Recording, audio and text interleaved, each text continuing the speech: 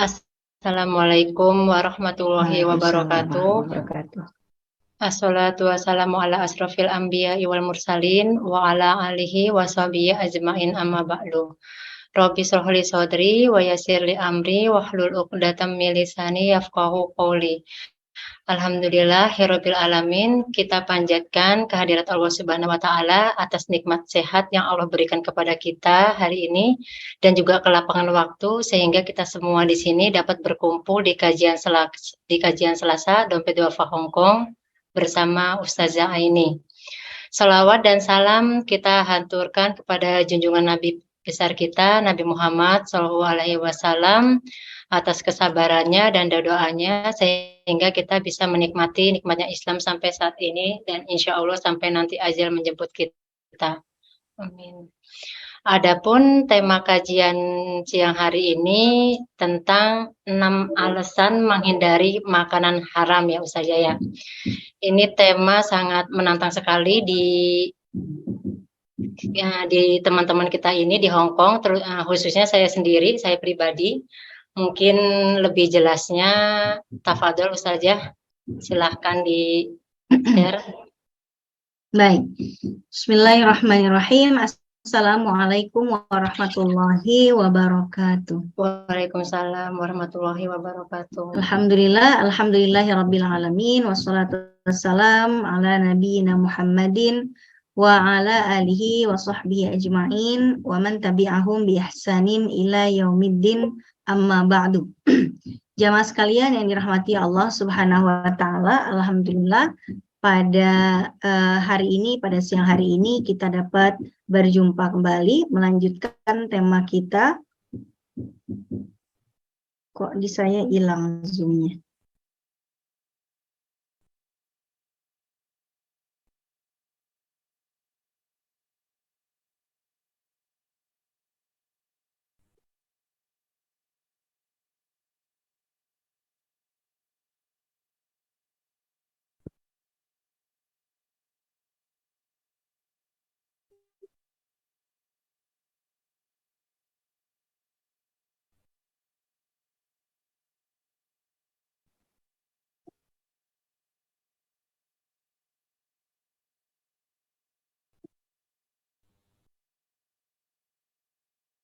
Halo, saya tadi mental ya Bu?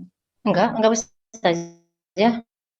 Oh, berarti tiba-tiba hilang layarnya di laptop saya. Baik, jamaah sekalian, insya Allah hari ini kita membahas tentang mengapa kita harus menghindari makanan yang haram dan bagaimana cara membedakan antara kuliner yang halal dan yang haram. Kita hanya akan membahas ciri-ciri makanan haram saja, karena kalau bahas yang halal terlalu banyak, Ibu ya, sampai imsak nggak selesai. Intinya, makanan itu pada dasarnya halal, kecuali yang terbukti haram atau mengandung unsur keharaman. Jadi defaultnya halal dulu, baru jika ternyata mengandung keharaman maka jadi haram. Jadi misalnya nasi gitu ya, nasi boleh nggak dimakan? Mana dalilnya dalam Al-Quran? Atau gado-gado halal nggak? Kalau halal dalilnya mana? Ya nggak ada dalil gado-gado, Nabi mah nggak makan gado-gado ya Bu ya. Tapi yang kita tanya, ada nggak dalil keharaman gado-gado? Ada nggak gado-gado nih unsur keharamannya? Kalau nggak ada unsur keharamannya, maka otomatis boleh. Ya, baik, kita langsung saja.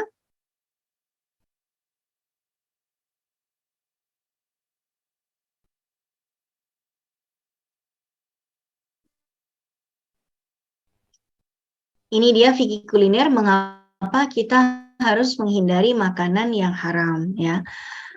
Pertama, dia adalah dosa pertama manusia. Sebagaimana kita tahu bahwa manusia pertama itu adalah Nabi Adam, kemudian yang kedua adalah Siti Hawa.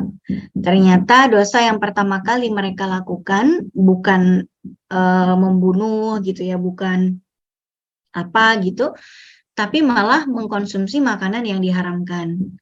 Ya, ketika di dalam misalnya dalam surat Al-A'raf ayat 19 disebutkan, wa ya Adamuskun anta wa zawjukal jannah.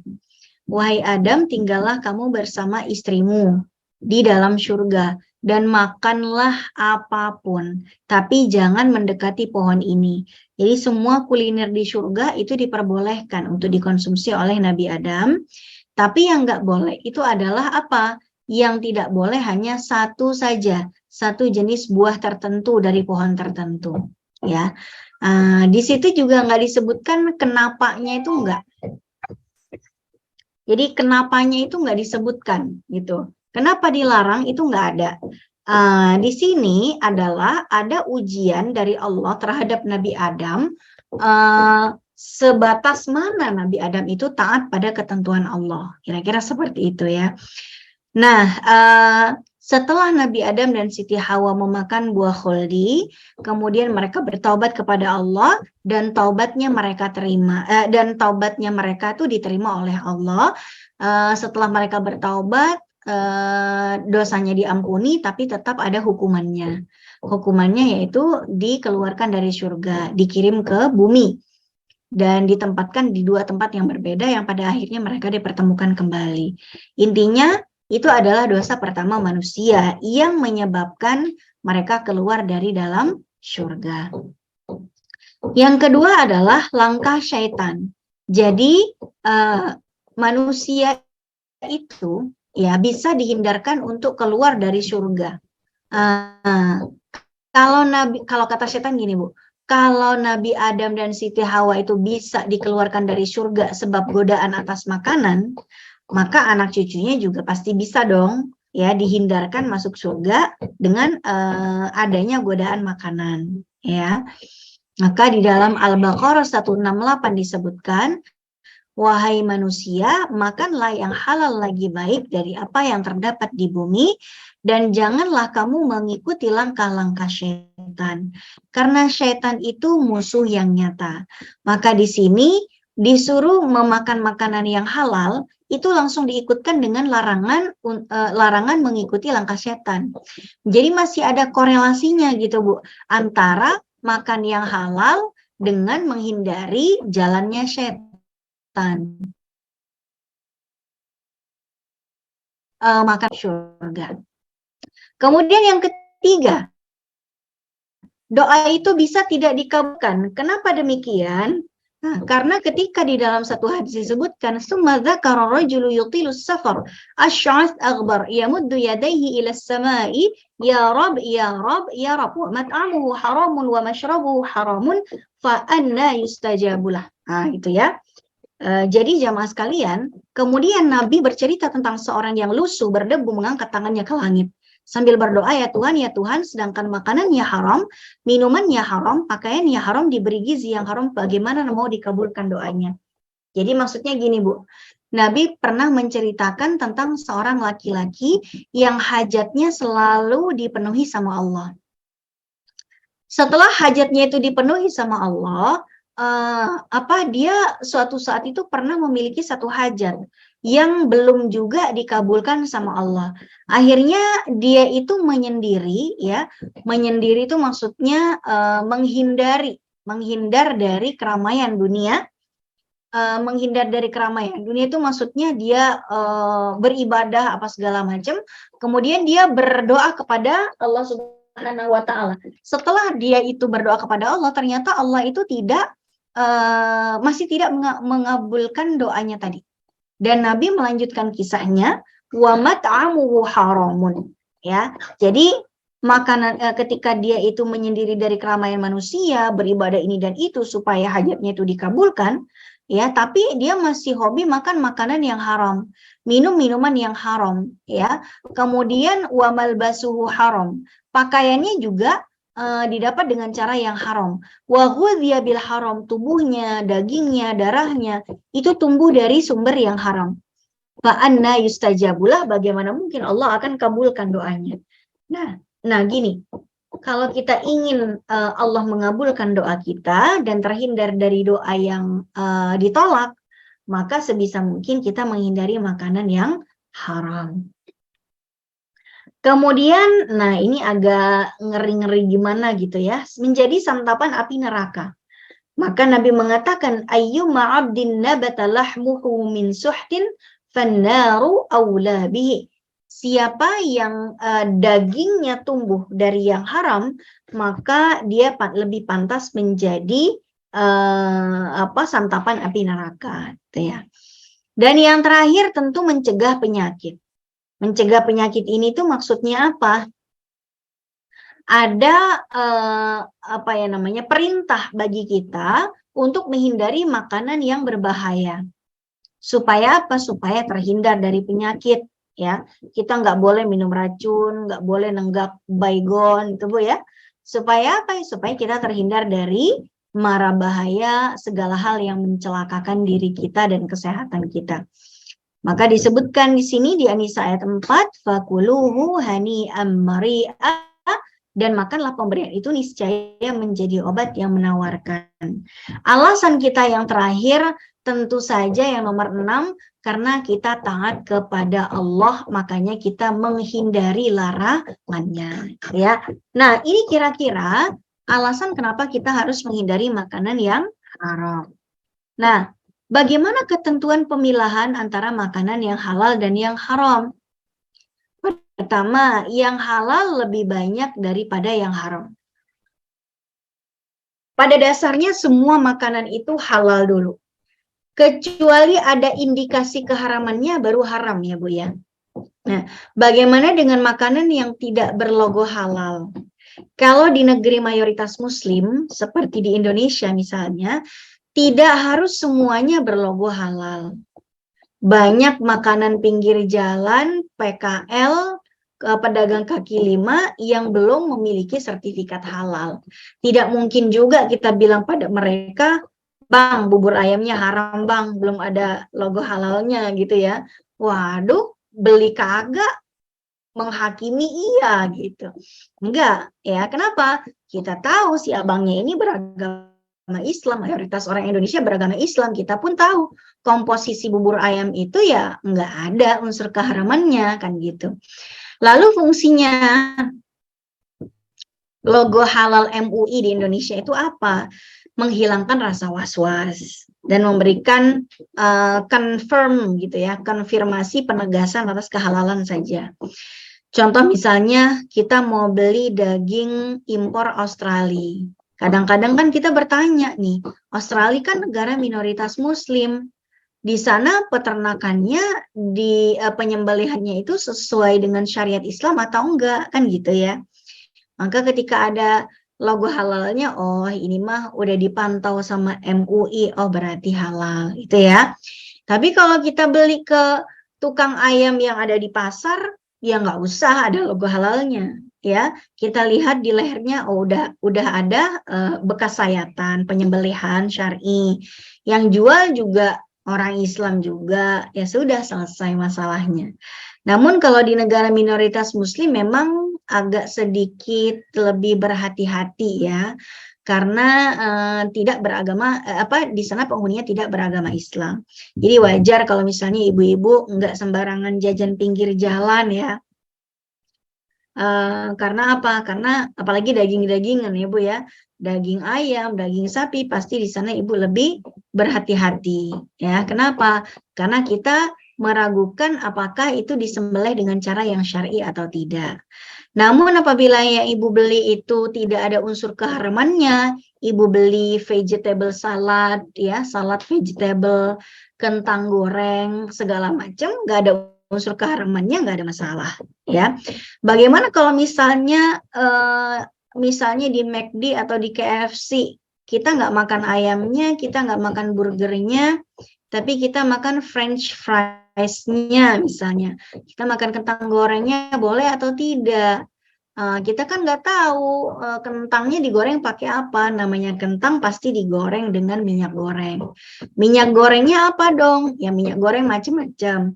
Ada minyak goreng dari kelapa sawit, dari kelapa pohon kelapa ya, biasa kelapa itu, kemudian dari corn gitu ya. Kalau digoreng pakai minyak babi sih kayaknya enggak ya Bu ya. Minyak babi itu kan biasanya nggak digunakan untuk menggoreng seperti French fries dan lain sebagainya. Biasanya minyak babi itu mungkin ya diperuntukkan untuk menambah rasa apa segala macam. Intinya kalau kita tahu atau kita yakin bahwa kentang goreng itu tidak digoreng dengan unsur yang haram, ya silakan saja. Tapi sekali lagi kalau ibu meragukan, merasa tidak nyaman, merasa was-was, sebaiknya ditinggalkan. Ya, sebaiknya ditinggalkan apabila meragukan. Namun jika tidak ada unsur keharaman dan ibu yakin itu, ya silakan saja. Namun untuk daging-dagingan sebaiknya dihindari. Ya, baik. Berikutnya halal haram itu ketentuannya tidak disembunyikan dalam artian apa? Allah ketika mengatakan kepada Nabi Adam jangan dekati pohon ini, itu pohonnya itu apa ya namanya? Pohonnya itu jelas. Allah nggak bilang sama Nabi Adam, kamu boleh makan apapun di sorga, tapi ntar ada satu deh yang saya haramkan, tebak aja sendiri, itu enggak. Ya, emang udah ditentukan seperti itu.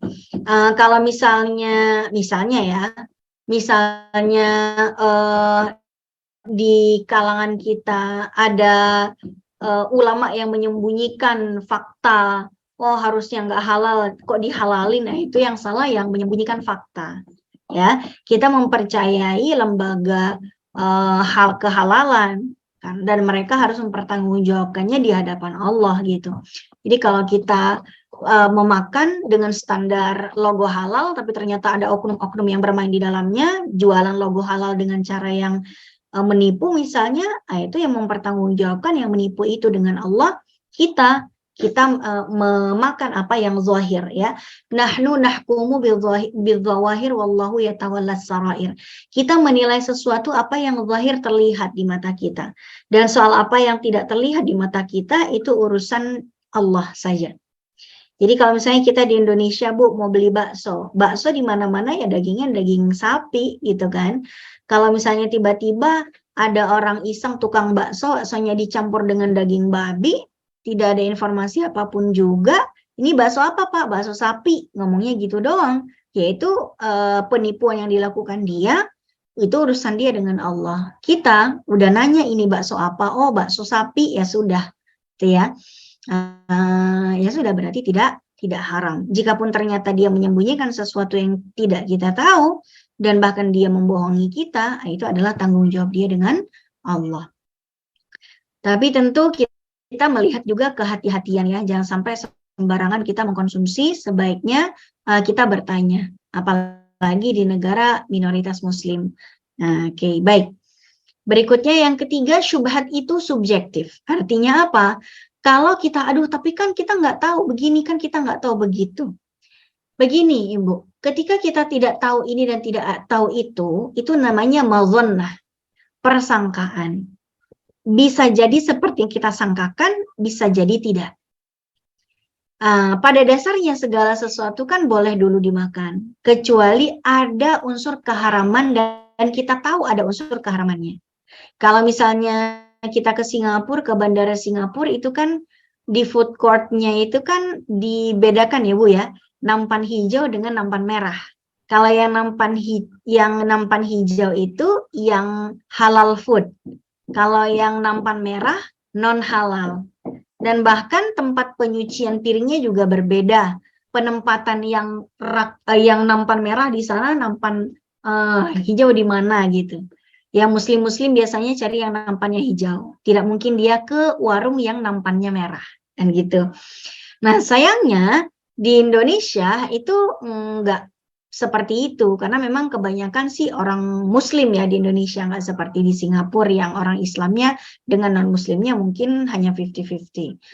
Oke, artinya syubhat itu subjektif jika ada satu yang membuat kita, dalam pandangan kita syubhat, belum tentu bagi orang lain syubhat. Ya, syubhat nih, itu nggak ketahuan tuh, digoreng pakai minyak apa tuh. Ya normalnya sih kentang goreng atau kerupuk atau apa, itu digoreng pakai minyak sawit atau minyak kelapa atau minyak jagung, kan gitu.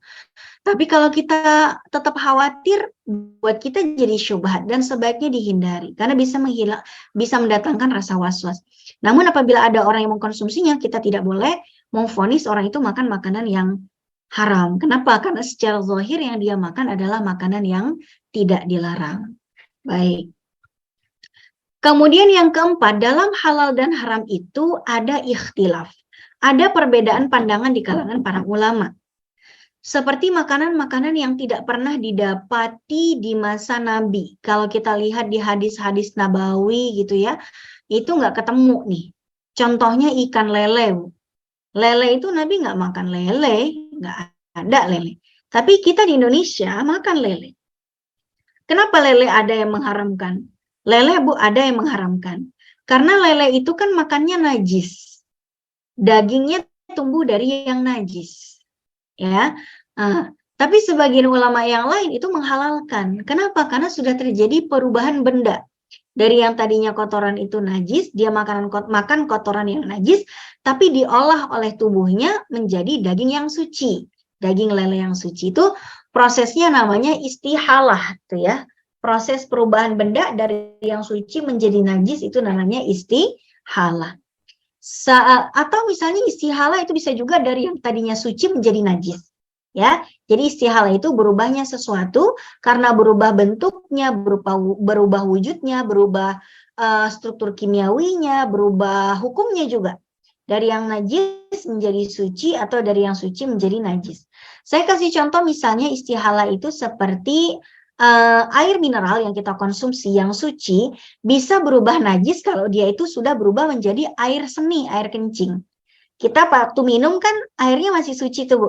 Begitu kita keluarkan dari badan kita berubah kencing, yang tadinya air mineral berubah jadi kencing, tadinya suci menjadi najis. Maka istihalah itu juga berlaku pada lele tapi yang sebaliknya. Yang tadinya najis berubah menjadi ikan daging lele yang suci. Walaupun memang ada yang tetap mengharamkannya. Gitu ya. Jadi kalau kita ada yang nggak mau makan lele, kita hormati pandangannya. Ya, tapi kalau MUI di Indonesia itu menyatakan lele itu halal dimakan dengan konsep istihalah yang tadi kita sebutkan. Sama seperti kopi luwak, apalagi kepiting ya. Itu semuanya nanti ada perbedaan-perbedaan pandangan di kalangan para ulama.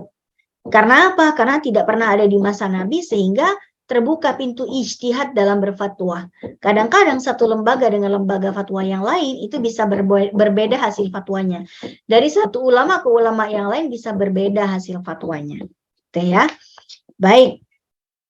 Namun yang pasti yang menjadi ciri-ciri keharaman itu antara lain adalah sebagai berikut. Ya.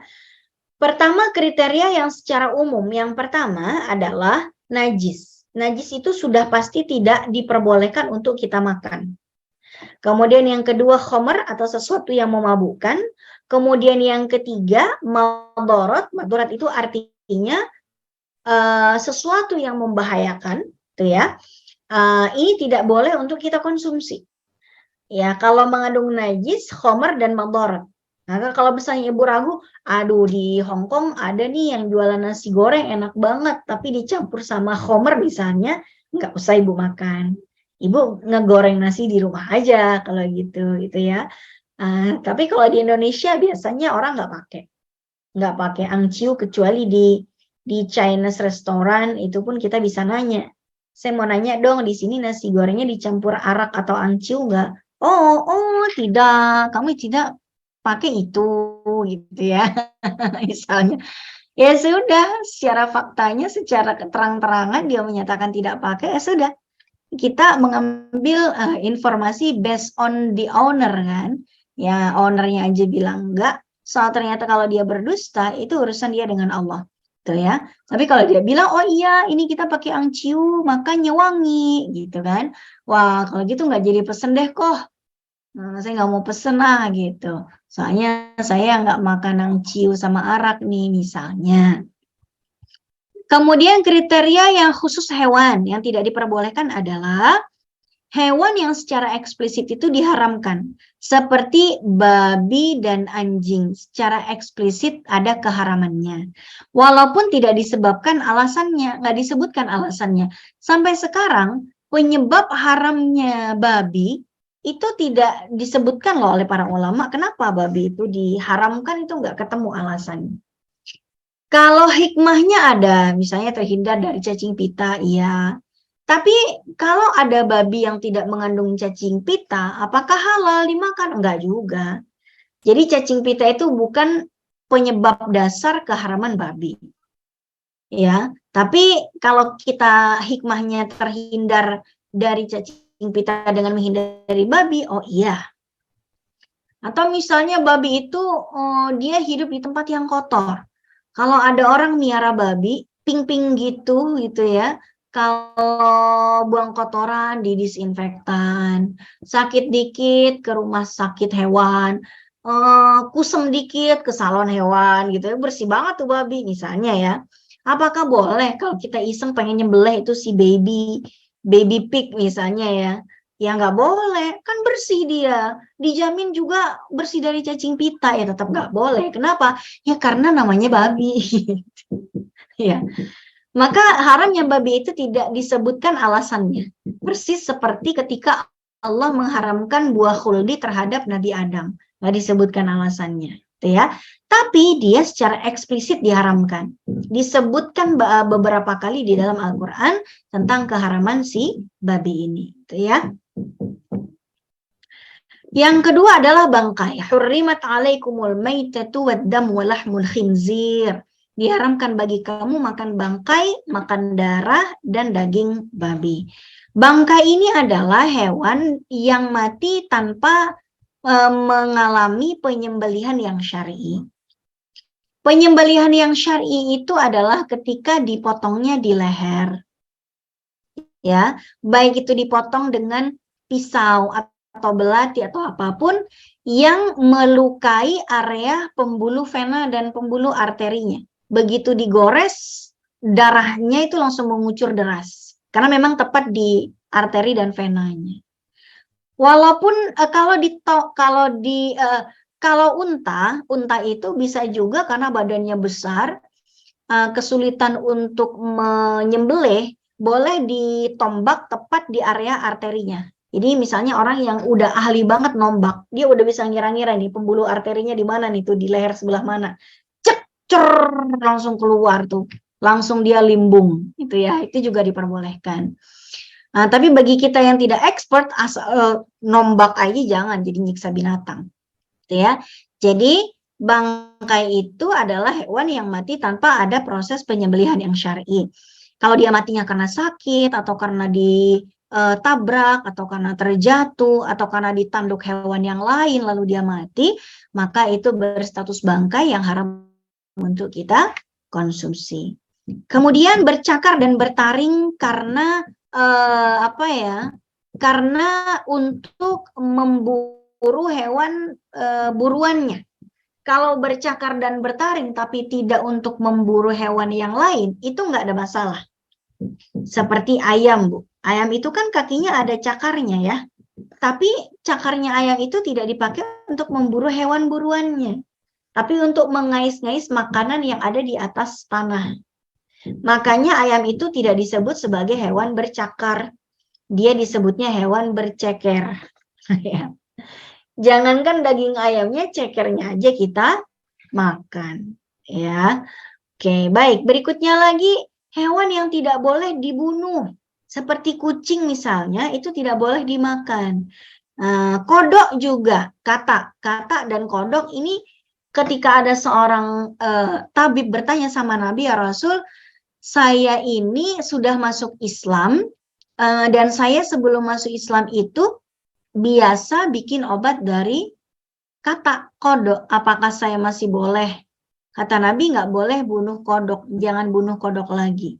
Maka ketika ada pelarangan pembunuhan kodok, otomatis kodok juga dilarang untuk dibunuh. Begitu juga kucing dan lain-lain. Atau malah sebaliknya, hewan-hewan yang diperintahkan untuk dibunuh. Ya, seperti cicak, tikus, ular, dan kalajengking, itu adalah hewan-hewan yang sunnah untuk dibunuh. Ya, tapi habis dibunuh ya jangan dimakan gitu ya. Jadi nggak ada orang tuh nyembelih cicak tuh, nggak ada, bunuh aja ya. Oke, baik, berikutnya lagi yang terakhir adalah khaba'ith. Khaba'ith itu adalah sesuatu yang kotor dan menjijikkan. kadang-kadang standar satu negeri dengan negeri yang lain itu berbeda, Bu. Ya, standar kotornya di satu negeri dengan kotornya di negeri yang lain itu suka berbeda. Menjijikkan, ya dari sisi hewan. Ada hewan menjijikkan, dia nggak makan karena menjijikkan, ada. Ya, ada juga anggota tubuh hewan dianggap menjijikkan, nggak dimakan, ada. Misalnya orang Arab, Bu, nggak mau makan ampela. Karena ampela itu dianggap wadahnya kotoran. Ketika dibelah, kotorannya ada. Ya kan? Nah, itu dianggap menjijikkan buat orang Arab nggak makan ampela. Buat orang Indonesia beda lagi, walaupun dalamnya ada kotorannya, dibuang aja kotorannya, ampelanya tetap dibikin sambal goreng, gitu ya. Beda. Nah, jadi ada perbedaan standar kotor sesuatu yang menjijikkan. Baik itu versi kita orang Indonesia ataupun versi orang Arab ataupun versi yang lain. Ini yang kriteria yang pertama, yang najis itu apa saja? Contohnya misalnya darah. Darah itu nggak boleh dikonsumsi. Kenapa? Karena dia memiliki ciri seperti memiliki ciri najis. Seperti misalnya marus, Bu. Marus itu kan darah ya. Nah, darah itu yang dibekukan tuh nggak boleh dikonsumsi, walaupun mirip-mirip hati sapi, tapi dia bukan hati, dia darah, ya.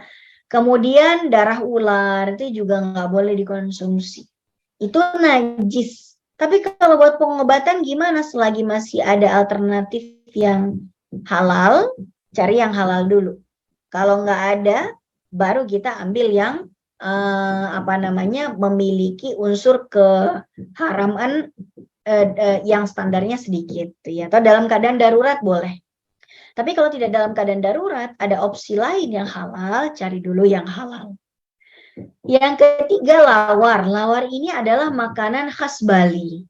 Iya, dia itu memang terdiri dari sayur-sayuran yang dicacah-cacah.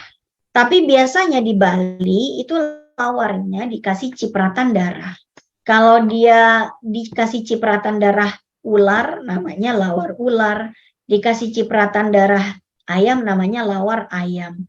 Maka kalau Ibu ke Bali nanti ditanya mau lawar ayam apa mau lawar babi gitu ya, Ibu bilang enggak, saya maunya lawar yang original, yang orisinil sayur, enggak ada campuran darahnya, ya.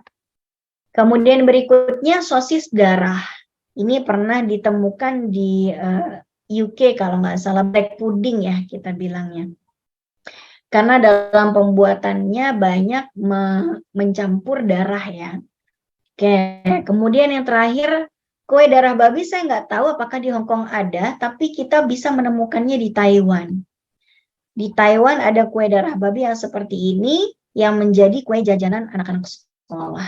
Saya nggak tahu apakah di Hong Kong ini juga ada di kalangan jajanan-jajanan anak sekolah. Kalau di Indonesia ini pasti dikiranya ini, Bu, kue ketan hitam ya. Iya, Ustaz. Mirip kayak ketan hitam, Bu. Saya ngebayangin donat ketan hitam yang diolah jadi sate nih. Padahal ternyata ini kue darah babi yang dibikin sedemikian rupa, konon ya disukai anak-anak. Allahu a'lam. Nah, ini kan nggak diperbolehkan. Kenapa? Berbahan dasar darah atau bersinggungan dengan darah. Kemudian air kencing ini kan juga najis ya. Maka kalau saya mau terapi urin, mau minum air kencing sendiri itu jangan. Kecuali tidak ada alternatif pengobatan lain yang tersedia buat dia. Hanya itu misalnya, ya sudah, itu masuk dalam kategori darurat ya. Tapi selagi masih ada opsi lain yang halal, ya kita pilih yang halal. Kemudian berikutnya tinja. Tinja itu tidak boleh dimakan. Lagi pula siapa mau makan tinja? Ya kopi luwak, ya kan? Bijinya luwak, biji ini namanya luwak, ya. Jadi hewan luwak ini disodori biji-bijian kopi. Kopinya dimakan sama si luwak, nanti dalam beberapa lama ketika dia BAB, itu tinjanya dikumpulin sama pembudidayanya ya. dikumpulin ee-nya. Ternyata ee-nya luwak tuh jauh lebih berharga daripada ee-nya manusia, Bu. Jadi ee-nya si luwak ini dikumpulin, nanti biji-bijinya diambilin, dibersihkan gitu ya, ee-nya dibuang, sedangkan bijinya dibersihkan sedemikian rupa, lalu diolah menjadi kopi luwak yang konon katanya enak. Kalau saya terus terang ditawarin kopi luwak, saya nggak mau, Bu. Bukan karena saya menganggap haram atau gimana, enggak. Tapi saya mengingat masa lalunya gitu. Masa lalu si kopi luwak ini bersumber dari anusnya luwak gitu ya. Jadi susah move on. Sampai sekarang pun saya belum bisa makan lele, itu belum bisa. Bukan karena saya menganggap haram, enggak. Cuman saya tuh orangnya susah move on, Bu. Ketika ditawarin lele, setiap kali ngelihat lele, saya langsung ingat apa yang dia makan gitu. Karena lele biasanya dikasih yang kotoran-kotoran ya, biasanya. Kecuali lele yang dibudidaya modern pakai pelet, beda. Tapi biasanya kurang gemuk biasanya. Kalau yang gemuk-gemuk tuh biasanya itu. Biasanya. Nah, tentang luwak, saya tutup pintu dulu ya. Suami saya nonton komedi, jadi ketawa terus.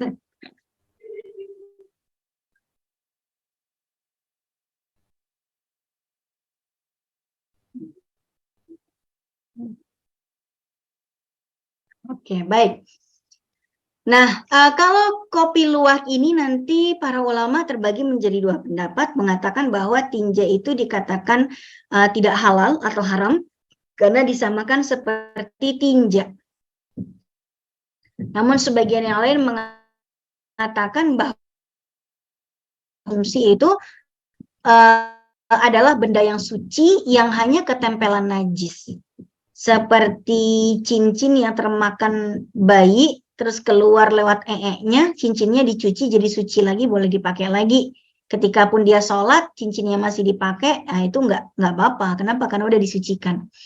Maka biji kopi yang aslinya suci, kemudian disucikan gitu ya, dibersihkan dari ee-nya, lalu diolah, nah itu dianggap suci. Jadi boleh dikonsumsi, dan MUI di Indonesia juga menyatakan kehalalan kopi luwak. Makanya di kafe-kafe yang ada kopi luwaknya tetap bisa mengurus sertifikat halal.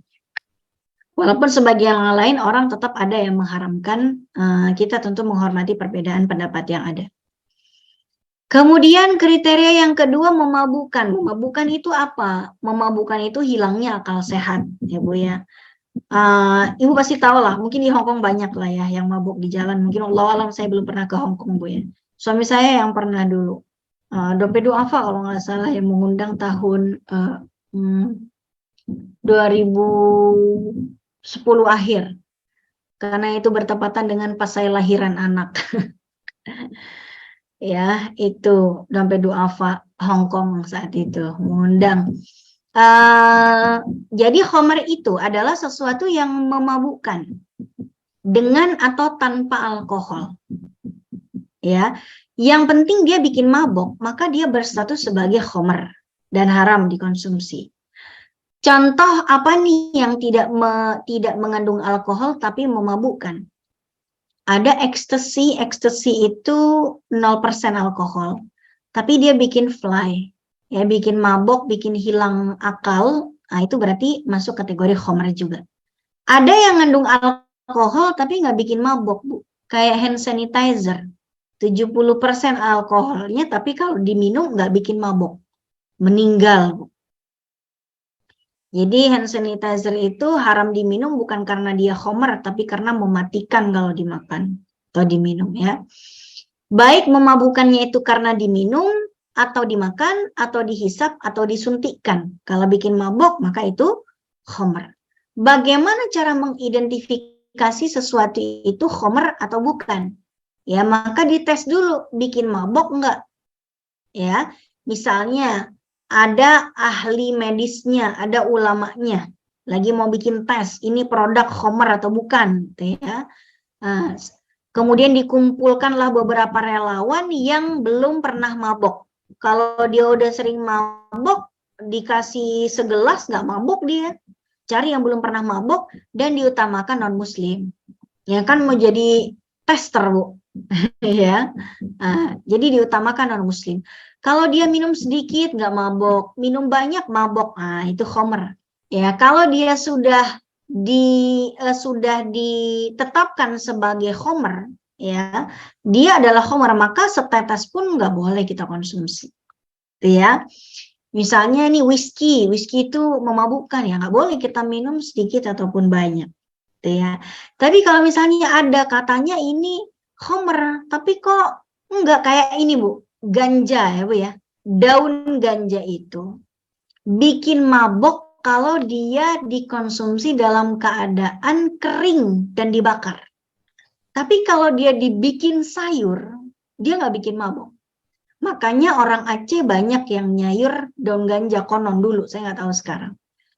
Ya, karena di sana ternyata saat itu banyak sekali ditemukan daun ganja dan orang-orang di saat itu suka nyayur sayur ganja dan nggak mabok. Karena memang ganja itu baru menjadi khomer ketika dia ternyata kering dan dibakar. Baru ada efek maboknya. Sama seperti kurma di masa Nabi. Kurma di masa Nabi itu menjadi bahan mentah pembuatan khomer di masa itu. Jadi khomer di masa Nabi itu adalah hasil fermentasi kurma dan anggur. Tapi kalau masih dimakan kurma, masih seger kayak kita biasa makan kurma, itu boleh. Tapi kalau udah hasil fermentasinya, udah bikin mabok, nggak boleh dikonsumsi. Coba ya. Sama kayak misalnya apa nih, ngoplos khomer dari tape. Pas masih jadi tape nggak bikin mabok, boleh kita konsumsi. Tapi kalau difermentasi dan bisa bikin mabok, itu udah jadi khomer, tuh ya. Jadi kita bedakan mana yang menjadi yang menyebabkan mabok dan mana yang tidak. Yang tidak maka belum berstatus khomer. Tapi kalau menyebabkan mabok ketika sudah difermentasi, bikin mabok, itulah yang masuk kategori khomer dan tidak boleh kita konsumsi. Kemudian yang ketiga, ini terakhir sebelum kita buka tanya jawab, madarat ini artinya sesuatu yang membahayakan. Ini tidak diperbolehkan. Itu ya. Pengertiannya adalah madarat sesuatu yang kalau dikonsumsi bisa menimbulkan penyakit atau juga bahkan mematikan. Landasannya tidak boleh kita membunuh diri kita sendiri. Sama kayak kita nggak boleh nenggak racun. Karena kita nggak boleh bunuh diri. Ya. Wala tulqu biaidikum ila tahlukah. Wala taqtulu anfusakum. Jangan bunuh dirimu. Dan haram mencelakakan diri. Wala tulqu biaidikum ila tahlukah. Jangan kamu menjatuhkan dirimu ke dalam kebiasaan. Al-Baqarah 195. Nah, cuman gini Bu, standar madarat itu kadang-kadang beda-beda dari satu orang ke orang lain. Karena respon tubuh setiap manusia itu beda-beda. Ada orang makan roti yang banyak jamurnya Bu, udah expired, langsung muntah-muntah. Ada yang kebal. Itu ya, ada yang kebal. Pemulung makan makanan expired, itu kebal Bu mereka, nggak kenapa-kenapa. Tapi orang yang normal makan expired seenggaknya perutnya sakit. Ya kan? Nah, sehingga kalau gini Bu, kalau yang madaratnya ini bisa mematikan dan langsung kelihatan saat habis mengkonsumsi, tidak berselang lama langsung hasilnya kelihatan, celaka nih. Nah, itu semua ulama sepakat atas keharamannya. Seperti racun misalnya. Tapi kalau sesuatu yang dikonsumsi itu tidak langsung nampak efek buruknya, tidak langsung nampak bahayanya, ini yang para ulama nanti berbeda pendapat antara haram dengan makruh. Contohnya rokok. Orang pakai rokok sekali, dua kali, sebatang, dua batang tuh nggak langsung kelihatan dia mati gitu atau kena kanker paru-paru gitu, enggak. Butuh bertahun-tahun lamanya baru efek buruknya itu datang. Itulah mengapa penggunaan rokok ada yang mengharamkan dari awal sebagai sad dan lidzari'ah, sebagai tindakan preventif, tapi ada juga yang mengatakan sekedar makruh saja. menganggap bahwa rokok tidak selalu membahayakan tiap diri orang katanya. Ada orang yang kalau nggak ngerokok malah pusing, Bu. Ada tuh ya. Akhirnya dia ambil pendapat makruhin aja dah gitu kan. Padahal merokok itu tidak hanya berbahaya buat diri sendiri, tapi bisa kepada orang yang lain. Tapi ya seperti itulah kajian studi fatwa. Ya, apa yang tidak langsung kelihatan efek buruknya, sekali lagi berbeda pendapat para ulama, ada yang mengatakan makruh, ada yang mengatakan haram. Sama seperti makanan-makanan expired. Ada yang langsung mengharamkan sebagai tindakan preventif, ada yang mengatakan makruh saja. Apalagi Bu ya, yang bisa bahaya tapi dalam waktu lama tuh Bu, selain rokok sama barang expired tuh, ya mungkin nanti kalau Ibu bisa cari contohnya yang lain juga boleh, ya. Mungkin itu saja Bu yang dapat saya sampaikan. Bu, paku tuh nggak boleh dimakan ya. Paku ini tidak najis, tidak memabukkan, tapi bahaya. Ya, racun. Ini roti kadaluarsa. Kadang-kadang ada ibu-ibu begitu rotinya kadaluarsa, aduh sayang nih. Sebentar.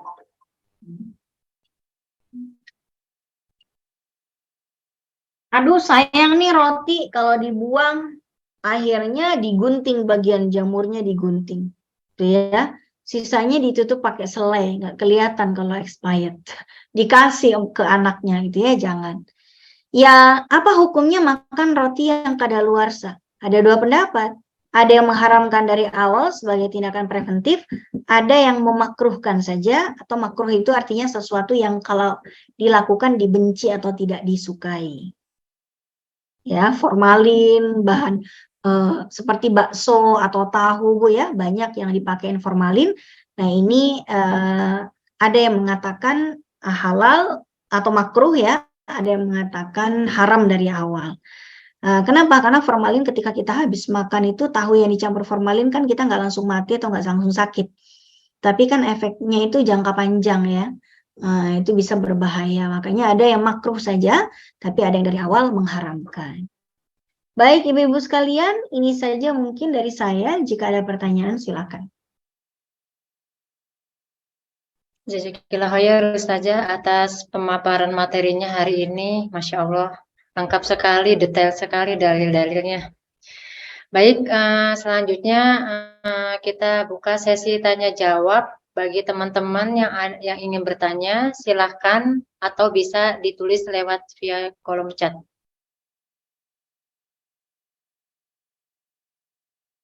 Mungkin teman-teman udah ngerti nih Ustazah. Silahkan Bu Imet. Assalamualaikum Ustazah. Salam. Ustazah, saya pernah dengar ya kan tentang khamar tadi ya. Khamar itu kan sesuatu yang memabukkan dalam porsi kecil, apalagi porsi besar gitu ya. Jadi nggak semua dan kebanyakan kan orang berasumsi bahwa alkohol itu khamar gitu. Padahal kan sebenarnya nggak semua alkohol itu jadi khamar gitu kan ya. Benar nggak statement saya?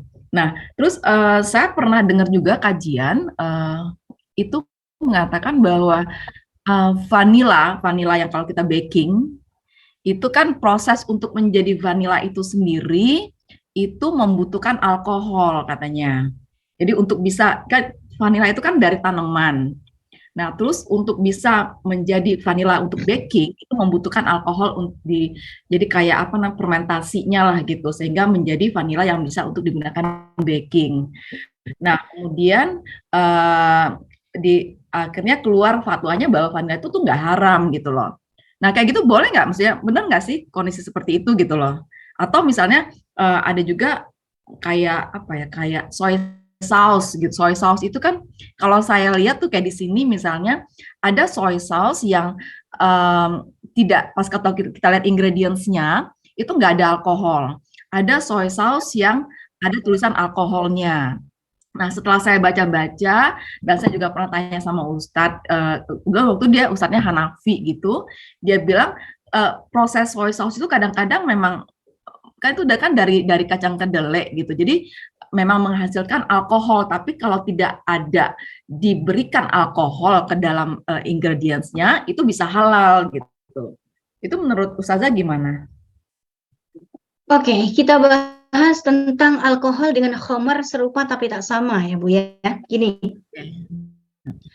alkohol itu kita akui merupakan kebanyakan minuman beralkohol yang kita tahu sebagai khamr, itu kebanyakan biangnya memang alkohol, makanya disebut sebagai minuman beralkohol. Dan orang yang suka mabok itu selalu disebut sebagai alkoholik, itu ya, bukan khamrik ya, bukan, tapi alkoholik gitu. Tapi kalau kita lihat, tidak semua minuman yang memabukkan itu mengandung alkohol, tidak semua benda ya yang memabukkan itu mengandung alkohol, seperti beberapa narkotika tadi. Dan tidak semua alkohol itu menyebabkan mabok, ya, enggak semuanya. Sama seperti hand sanitizer, sama seperti Revanol, sama seperti parfum, ya, itu semuanya mengandung alkohol dan kalau dikonsumsi tidak akan memabukkan, tapi tetap tidak boleh dikonsumsi karena bisa mematikan. Parfum, hand sanitizer, Revanol, ya diminum bisa mati kita gitu. Tapi dia walaupun beralkohol bukan khamr gitu loh. Sama dengan beberapa kandungan dalam dalam beberapa makanan udah memiliki alkohol alami. Seperti singkong misalnya, singkong kan juga menjadi salah satu bahan mentah pembuatan alkohol. Makanya dia kalau dibikin tape apa segala macam itu ada mudah lah difermentasi, ya kan? Tapi apakah makan singkong itu halal atau tidak? Ya halal-halal saja. Nah sekarang ketika kita mengkonsumsi soy sauce yang ternyata dalam pembuatannya melibatkan alkohol, kita tanya dulu alkohol yang seperti apa, etanol yang untuk apa, gitu. Karena tidak semua alkohol itu adalah khamr. Makanya di MUI disebutkan bahwa alkohol yang menjadi campuran dalam pembuatan parfum, di mana alkoholnya itu tidak bersumber dari pabrik miras, tapi alkohol sejenis etanol yang fungsinya untuk mengawetkan aroma. Begitu juga etanol yang ada dalam hand sanitizer. Itu tidak sama dengan alkohol yang dijadikan bahan pembuatan miras. Itu berbeda. Kalau yang alkohol untuk pembuatan miras fungsinya memang untuk bikin mabok. Tapi kalau yang ditaruh di parfum itu untuk mengawetkan aroma. Kalau ditaruh di hand sanitizer itu untuk membunuh bakteri. Jadi jenis alkoholnya berbeda gitu. Nah, pertanyaannya, jenis alkohol yang dipakai di soy sauce itu apakah jenis alkohol yang khamr atau bukan? Kalau bukan, ya nggak ada masalah. Tapi kalau itu adalah khamr, ya jadi masalah. Itu ya. Sama kayak orang bikin steak. Katanya biar steaknya lebih beraroma atau lebih juicy, disiramin wine saat proses pembakarannya. Nah itu juga nggak boleh. Kenapa? Karena udah jelas yang disiramkan itu wine, dan wine itu kita tahu itu miras. Tapi kan tapi khamr itu kan najis, sama aja Anda menyiram najis di atas dagingnya. Nggak boleh gitu kan. Jadi kalau yang di soy sauce itu hanya sekedar alkohol, untuk apa fungsinya? Oh, fungsinya bukan seperti yang dicampur di khamr gitu kan. Ya sudah, nggak ada masalah. Atau misalnya apa tadi contoh yang pertama sebelum Ibu sebutkan, vanila ya. Apakah di vanila prosesnya itu ada alkoholnya misalnya? Alkohol yang apa dulu nih? Apakah alkoholnya itu yang sama dengan pembuatan miras atau tidak? Kalau tidak, ya sudah, nggak ada masalah. Tapi kalau misalnya alkoholnya sejenis sama dengan pembuatan miras, ya itu yang tidak diperbolehkan.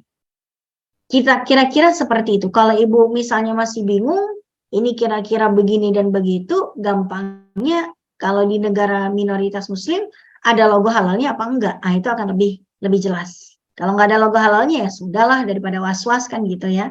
Tapi kalau di negara mayoritas muslim, kadang-kadang tidak semuanya harus berlogo halal. Kenapa? Ya karena di sini orang Islam semua gitu, nggak semuanya harus berlogo halal.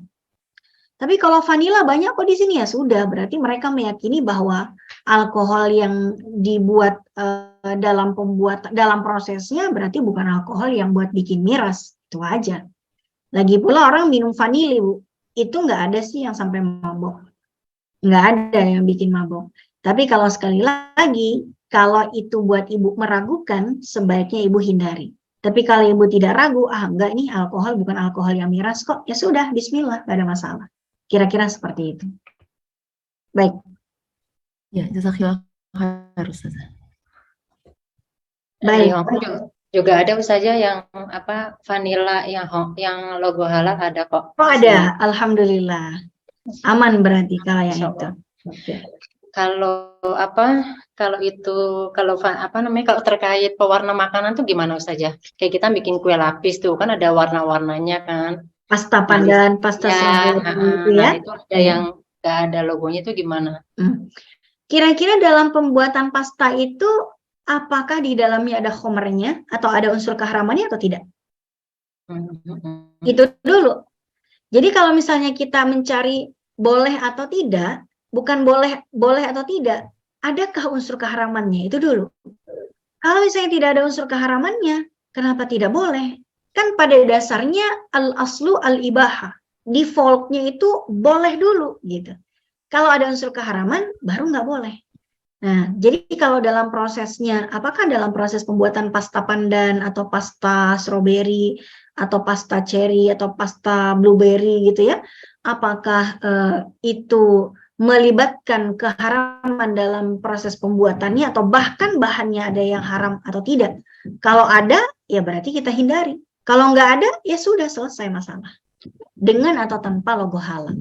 Oh, Seperti berarti kalau misalnya mindset kita, oh ini pewarna makanan pasti aman tanpa kita melihat unsur-unsur itu, boleh nggak sih berpikiran kayak gitu? Misalnya bungkusannya polos gitu, nggak ada ingredientsnya gitu. Misalnya ingredientsnya ya tumbuh-tumbuhan misalnya. Itu kan sudah aman berarti aman, Bu, ya? ada masalah. Ada masalah. Kalau misalnya ada ingredientnya, lebih baik kita cek dulu ingredientnya, ya. Tapi kalau nggak ada, pastanya pasta pandan, pasta stroberi, buah nih, sayur nih, selesai. Secara zahir tidak mengandung apapun yang dari unsur haram. Tapi kalau misalnya kita tahu, oh ini pastanya pasta yang apa gitu kan, yang saya tahu nih pasti ada campuran haramnya nih, ya sudah kita hindari. Tapi secara zahir, pasta itu ya hanya pewarna saja, nggak ada unsur keharamannya di situ. Tidak ada alasan untuk kita mencurigai keharamannya di situ, insya Allah.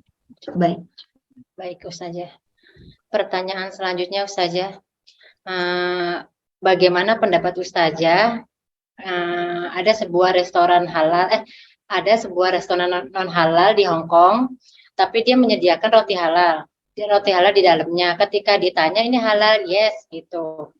Nah, dia itu melabelkan kehalalannya dengan sendiri gitu, tidak ada. Kalau di Indonesia kan kayak MUI, kalau di sini kan Islamic Union itu saja. Dia melabelkan kata-kata sendiri yang nggak ada hubungannya dengan organisasi Islam di Hong Kong gitu saja. Itu gimana saja? Berarti halal versi dia, berarti kan? Artinya halal versi dia. Oh iya. Ya kan? Artinya dia sekedar ingin menginformasikan pada pembeli bahwa ini halal loh rotinya. Artinya nggak ada unsur babinya, pasti dia bilang begitu kan. Nah, tapi gini, apakah di restoran itu menyediakan menu babi atau tidak? Ada, Ustazah. Nah, kalau ada babinya, sebaiknya dihindari. Kalau memang proses pembuatan bakingnya, ya, proses pembuatan bakingnya itu tidak dipisahkan dengan alat untuk memasak babi. Karena kan bekas untuk masak babi itu kan harus dicuci 7 kali, salah satunya dengan tanah kan. Kalau habis itu dia misalnya bikin isiannya rotinya misalnya isiannya vegetable gitu ya, tapi diosengnya pakai panci bekas masak babi, itu kan jadi masalah juga pada akhirnya. Tapi rotinya sih roti tawar, alat bakingnya beda dengan alat masak yang di dapur, semuanya dipisah antara halal food dengan non halal food, dipisah bahkan sampai ke alat-alatnya. Nah, itu silakan saja kalau seperti itu. Walaupun tanpa ada label halalnya, kita udah melihat udah terpisah antara tempat baking sama tempat masak babi, ya sudah, konsumsi saja.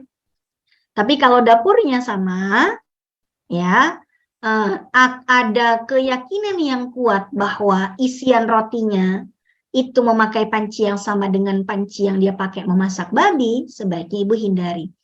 Kenapa? Karena khawatir bersinggungan dengan najis dalam proses pembuatannya. Baik. Oke, Ustazah, menyambung pertanyaan berikutnya, kan yang terkait roti itu oke lah, kita mikir tempat bakingannya kita perlu tanyakan. Boleh nggak sih pemikiran kita sampai lebih jauh dari itu? Misal contoh kayak dia nyuci piringnya, sponnya, apa kita perlu tanyakan nih sponnya dipisahkan apa enggak sih dalam pencucian tempat-tempatnya gitu? Ya nggak Apa apa-apa hanya juga. cuma sampai di tempat bakingnya aja gitu, kita selesai di situ gitu. Oke, di tempat bakingnya, apakah tempat penyucian alat-alatnya apakah dipisah? Nggak apa-apa, ibu tanya aja kalau itu membuat ibu merasa was-was. Kenapa? Iya, kita berhak sebagai konsumen untuk bertanya.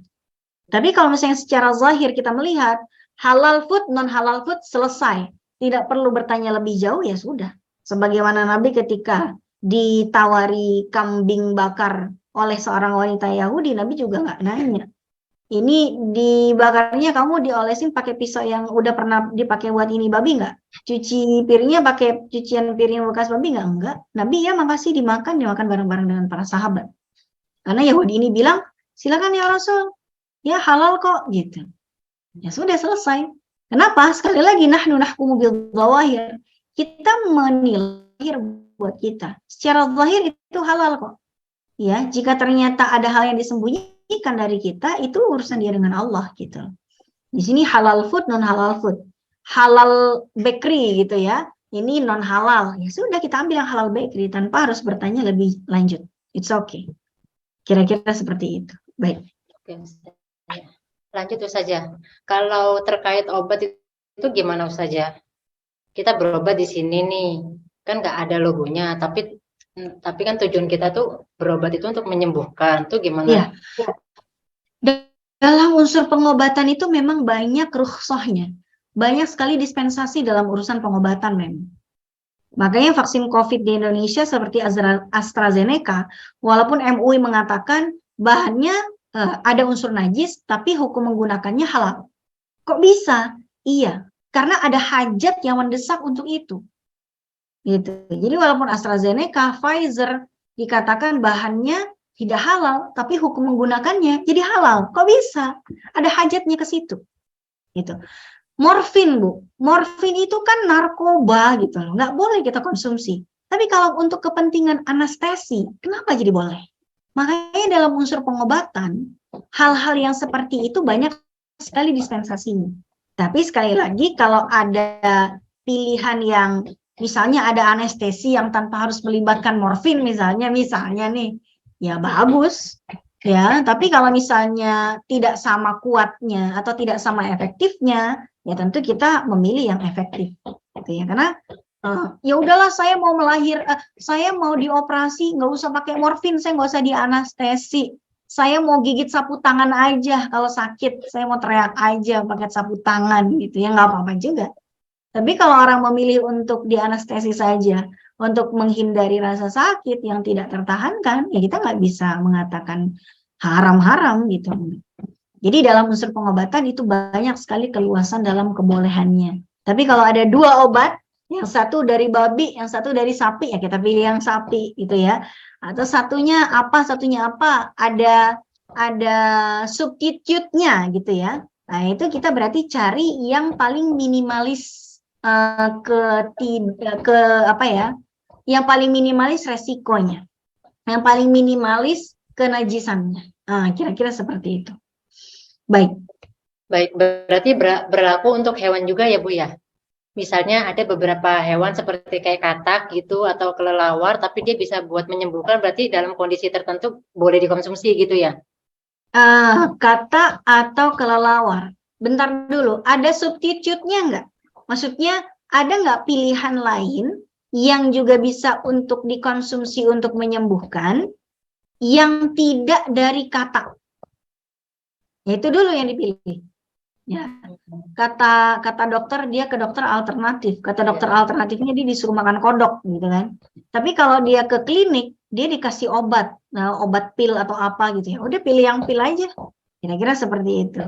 Kalaupun di dalam pil itu ada unsur kenajisannya, setidaknya sudah terjadi istihalah. Seperti najisnya lele yang berubah menjadi daging. Setidaknya ada unsur istihalah di situ. Daripada kodoknya langsung kita makan. Kira-kira seperti itu. Benar-benar. Dengar saja.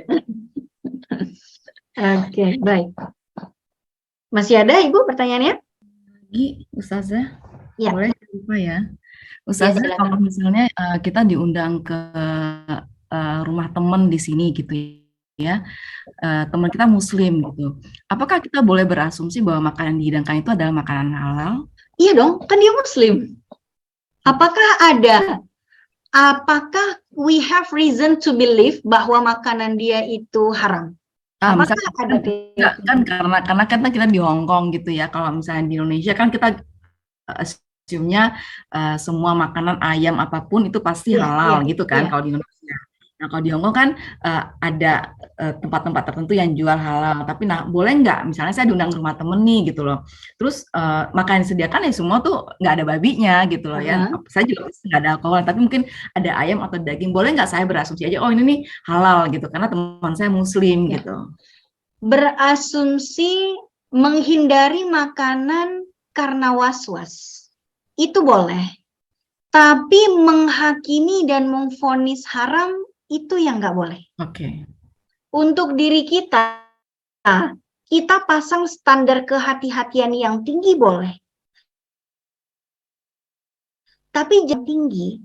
Lalu kita mengatakan orang yang punya standar kehati-hatian yang berbeda makan makanan haram. Ini nggak boleh. Karena kita dilarang untuk mengharamkan sesuatu yang bisa saja halal. Wala tuharrimu ma halallah. Janganlah engkau mengharamkan apa yang sudah Allah halalkan, kan gitu ya. Jadi ketika kita diundang, kita makan aja kuenya atau apanya. Aduh, ayam nih, aduh daging nih halal nggak ya? Kita hindari, it's okay. Tapi enggak, soalnya ini Ustazah, saya pernah gitu ya. Jadi dulu tuh saya pernah diundang ke rumah seorang temen gitu ya. Terus dia bikin ayam goreng. Nah, saya menggunakan azas kehati-hatian saya gitu ya. Nah, terus ya saya nggak makan. Cuma saya nggak pernah, saya nggak obviously saya nggak makan. Cuma mungkin ada orang yang memperhatikan saya at that time gitu. Nah, terus saya pernah dengar rumor di belakang gitu. Oh, kalau Ima tuh dia nggak makanan yang kayak ayam itu gitu loh. Jadi saya agak sedikit nggak enak nih. Mungkin saya mengasumsikan, saya kan berhati-hati, tapi mungkin teman saya berasumsi dia pikir nih makan aku nggak halal nih gitu loh. Jadi kadang-kadang tuh kayak gitu ininya gitu loh. Jadi kalau misalnya nih saya bertamu ke rumah orang, atau saya diundang ke rumah orang, dan kemudian saya mengasumsikan oh ini pasti halal lah gitu loh. Kalau misalnya dia ini boleh nggak, berdosa nggak saya kalau tiba-tiba itu emang nggak halal gitu loh. Jadi Ibu sengaja menghindari pertama kali itu saya pernah gitu, saya nggak makan itu ayam. Tapi Ibu diomongin sama teman-teman. Maksudnya sedengar ada orang ngomong, oh itu tuh dulu pas acara itu nggak makan karena dia takut, kayaknya dia tahu mungkin itu nggak halal gitu loh. Jadi seperti ada omongan di belakang gitu. Nah, saya kan jadi nggak enak ya gitu. Maksudnya tapi saya kan ternyata ayam dan daging itu Ibu find out nggak bahwa itu halal atau haram? Saya nggak find out. Oke, baik. Jadi gini Bu, kita hanya bertanggung jawab atas apa yang kita lakukan, tapi kita tidak perlu bertanggung jawab atas apa yang orang katakan terhadap kita. Betul ya? Jadi, kita yang menentukan diri kita ini mau makan apa dan mana yang kita tidak makan. Saya mau makan ini, saya tidak makan ini, itu tanggung jawab saya terhadap diri saya. Kalau orang lain itu ada yang makan karena dia menganggap itu halal dan memang tidak terbukti haram secara realnya gitu ya Ya kita kan tidak boleh melarang kan. Orang lain makan semuanya, it's okay. Azas kehati-hatian kita berbeda. Toh kita juga tidak memiliki bukti atas keharamannya. Karena secara zahir itu ayam, bukan babi. Gitu kan. Iya. Hanya yang berbeda di sini adalah azas kehati-hatian. Iya. Ya sudah, kalau ibu nggak mau makan, nggak masalah. Soal teman-teman itu ngomongin ibu, it's not your problem, it's theirs. Gitu. Oke. Itu bukan masalah ibu sebetulnya, tapi masalah mereka yang ngomongin ibu. Untuk apa mereka ngomongin ibu? Ibu punya hak prerogatif untuk menentukan apa yang akan dimakan dan yang tidak. Itu saja. Ya, kadang-kadang kita tidak bisa mengatur apa yang orang omongkan ya Bu ya, tapi kita bisa mengatur pilihan kita. Asumsi nih, kita berasumsi gitu ya, itu berdosa nggak ya? Kita berasumsi itu halal karena secara zahir itu boleh nggak ya, bukan berusaha boleh nggak ya gitu, bukan berusaha boleh nggak gitu. Misalnya asumsiin aja, oh ini kan orang Muslim, ini ya halal lah gitu, nggak boleh gitu. Kenapa nggak boleh? Karena kita tidak punya alasan untuk mengharamkan sebetulnya. Kita tidak punya alasan untuk mengharamkan.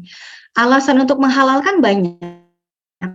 Pertama, yang menyediakan Muslim, yang masak juga orang Muslim. Makanannya juga bukan makanan yang secara zahir diharamkan dalam Islam. Memang semua alasan untuk menghalalkan ada di depan mata, ya. Justru pertanyaannya dibalik, bolehkah kita berasumsi haram? Boleh asal ada alasannya. Kira-kira alasannya apa nih untuk mengharamkan? Kalau alasan menghalalkan banyak. Jadi boleh-boleh saja sebetulnya kalau kita mau mengkonsumsi.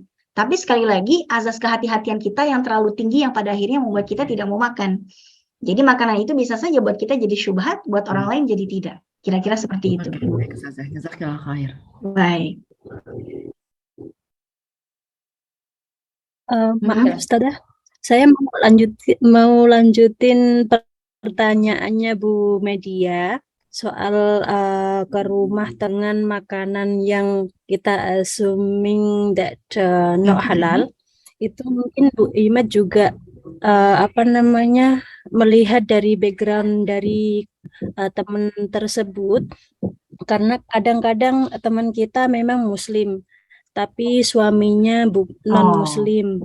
Terus dengan kadang kita lihat mereka sekeluarga makan, ada di situ ada ham, ada minuman keras juga. Kita kan tidak bisa bilang 100% halal gitu loh Bu. Kalau misalnya ada alasan untuk menyangka tidak halal seperti itu ya Bu, hindari saja. Misalnya di situ ada ham dari pork gitu ya, atau suaminya non Muslim yang mana istrinya biasa menyajikan menu babi untuk suaminya, ya misalnya. Dan ketika kita diundang ke rumahnya, beliau itu juga masak dengan masakan rumahnya, dengan alat-alat masak rumahnya, bukan cateringan dari luar misalnya ya. Ibu punya reason lah to believe bahwa it's not halal, ya sudah, ibu hindari saja kalau ada reasonnya itu. Tapi kalau nggak ada reasonnya gitu ya, secara zahir semuanya halal. Tidak ada alasan untuk kita menuduh ada ketidakhalalan, ya kita nggak boleh begitu saja menuduh tidak halal. Tapi kalau ada reasonnya, kita menghindar saja, walaupun kita tidak boleh sembarangan menuduh haram, karena bisa saja memang tidak haram. Iya, oke. Meskipun beliaunya sebenarnya tidak pernah masak babi sih Bu. Kalau yang ham atau beliau juga tidak menyajikan, tapi mereka jika makan keluar gitu masih makan ham, terus bacon, terus ada sausage babi gitu kan. Maksud saya begitu. Kalau di rumah saya belum pernah lihat. Berarti ada nggak alasannya apa kira-kira? Karena kadang mereka bawa pulang terus ditaruh di piringnya gitu, makan bareng lagi. Jadi yang ibu khawatirkan itu piringnya. Belum tentu dia beli di tempat yang Oke. halal gitu loh. Itu doang sih sebenarnya. Jadi Bisa. bukan Gak karena apa-apa. dia Artinya ibu punya reason to assume. ya karena kan di Hongkong kan nggak semua tempat halal ya beli daging ayam. Jadi saya mungkin ini dibeli halal nggak ya gitu loh. Jadi bukan karena dia makan makanan gitu sih, Oke. cuma lebih ke situnya. So buat ibu sendiri saya sarankan nggak makan di situ. Tapi untuk orang lain yang makan di situ nggak boleh kita tuduh dia makan yang haram. Karena kita sendiri tidak punya bukti atas Ada. keharaman. Nggak, Kira-kira seperti itu. akhirnya nggak ada gitu ya. Iya, secara zahirnya kita tidak punya alasan untuk mengharamkan, Iya. gitu kan? Karena secara zahir yang dimakan adalah makanan yang halal, yang masak juga Muslim, yang menyiapkan juga Muslim. Tidak ada alasan untuk menyatakan makanannya itu haram. Ya pada zahirnya ya halal saja, gitu. Tapi kalau ada ketidaknyamanan dan rasa was-was dan pertanyaan itu dan itu muncul di pikiran kita, buat kita yang memiliki pertanyaan dan kewaswasan itu sebaiknya menghindar. Tapi sekali lagi tidak melarang orang lain, itu saja. Maaf Bu, misalnya kita kan ngajarin anak kita untuk berhati-hati juga dalam makanan. Nah, misal kemarin itu waktu anak-anak ada acara Halloween dan pesta gitu, party. Terus anak saya itu, Dek, kamu please. Anak saya itu dikasih makanan sama temennya. Kebetulan banyak teman, banyak ibu-ibu yang lain. Terus anak saya bilang, ini halal enggak? Gitu, saya malu jadinya Bu. Boleh enggak Bu? Nggak ada masalah Bu, nggak perlu malu, gitu ya. Itulah keberagaman yang seharusnya saling dihargai. Yang kalaupun teman dia mau makan terus dia nanya, kan kita juga tidak boleh tersinggung, nggak apa-apa. It's okay, nggak perlu malu. Dia punya hak untuk itu. Oke, baik. Terima kasih Bu. Ya, sama-sama Ibu. Baik, Bu Liva, sepertinya sudah 15.35 ya. Iya. Baik, mungkin. Ini udah yang terakhir ya Bu ya kita? Iya, ini pertemuan terakhir Ustazah. Insya Allah kita bertemu di lain kesempatan lagi Ustazah. Jangan kapok-kapok atau dengan teman-teman di sini. Iya, baik. Satu lagi Ustazah. Ini Ustazah. Izin bertanya Ustazah, jikalau kita pergi piknik, kebetulan potluck dan saya bawa sate ayam. Apa perlu saya menjelaskan ayam yang saya beli tidak ada logo halalnya? Gimana Ustazah? Tapi Ibu belinya di tempat yang halal kan? Gimana Bu Sasa? Kalau di Indonesia memang nggak perlu ada info itu sih. Saya tiap beli ayam bakar, ayam goreng sih nggak pernah nanya juga sih. Karena kita di belinya Indonesia. di sini Bu. Nah, masalahnya Jadi kalau di Hongkong, iya. Iya, ada ayam yang ada logonya, ada ayam yang nggak ada logonya gitu. Maaf Ustazah. Ya. Iya, waktu itu saya Bu Sasa. belinya di toko yang kebetulan bukan di tempat yang halal, ya bermacam-macam daging gitu. Iya, terima kasih. Iya, diinformasikan saja Bu. Diinformasikan saja. Ini saya bawa potluck, saya bawa ayam, tapi mohon maaf ya, saya nggak beli yang di logo halal gitu ya. Jadi buat mereka yang mau makan ataupun tidak makan, mereka punya choice di situ. Ya, jadi kita tidak dianggap menjebak atau tidak dianggap bohong. Kita terus terang saja. Ya, pilihan Anda yang mau makan silakan, yang tidak mau makan silakan. Mungkin di situ ada yang misalnya non Muslim misalnya, atau orang yang halal deh nggak apa-apa misalnya. Tapi ya memang di negara minoritas Muslim sebaiknya beli di tempat yang halal memang, karena di tempat yang tidak halal khawatirnya meragukan ya Bu ya. Jadi sebaiknya sampaikan saja. Baik, terima kasih Bu Ustazah. Ya, sama-sama. Dulu saya sempat memberitahu ke teman kalau saya memang belinya nggak ada logo halalnya. Jadi itu alhamdulillah udah tepat ya Ustazah ya. Iya, alhamdulillah. Terima kasih. Artinya Ibu sudah memberikan choice kepada yang mau menyantap, silakan, yang mau menyantap, silakan, yang tidak. Artinya yang mau menyantap itu urusan Anda, yang tidak mau menyantap saya juga tidak tersinggung. Nah, kira-kira seperti itu. Baik. Sama-sama Ustazah, Ibu. satu lagi Ustazah dari saya. Misalnya gimana Ustazah cara pandangnya Ustazah jika ada seseorang pemikirannya, iya emang ini ayamnya nggak halal, tapi kan nanti kalau udah dimasak kita makan juga bacanya Bismillah. Gimana Ustazah? Jadi beli Jadi ayamnya nggak kalau halal, tapi kita bacanya Bismillah. gitu. Jadi kalau Gimana? saya habis nyopet, terus sebelum saya pakai saya Bismillah dulu, jadi halal nggak itu uangnya? Oh, iya. Enggak kan? Enggak. Enggak juga sih. Ya udah. Saya mau bunuh orang, sebelum saya bunuh saya takbir dulu, Allahu Akbar, saya bunuh dia. Boleh nggak? Ya enggak lah. Ya enggak lah. Pembunuhan tidak lantas jadi halal hanya gara-gara dibacain takbir. Khomer juga tidak lantas jadi halal hanya gara-gara baca bismillah sebelum meminumnya kan? Iya, betul. Kalau membunuh kecoa boleh Oh, nggak Ustaz? membunuh kecoa. Membunuh hewan yang mengganggu itu boleh, Bu. Dan cicak. Tapi Iya. saya nangis habis itu, Bu. Masya Kasihan. Allah. Langsung dikubur ya, Bu. Halus sekali Bu hatinya, Masya Allah. Kasihan. Jadi iya, kecoa itu kalau mengganggu boleh dibunuh karena dia kan memang hewan yang membawa kuman, membawa bakteri dan mengganggu, nggak apa-apa.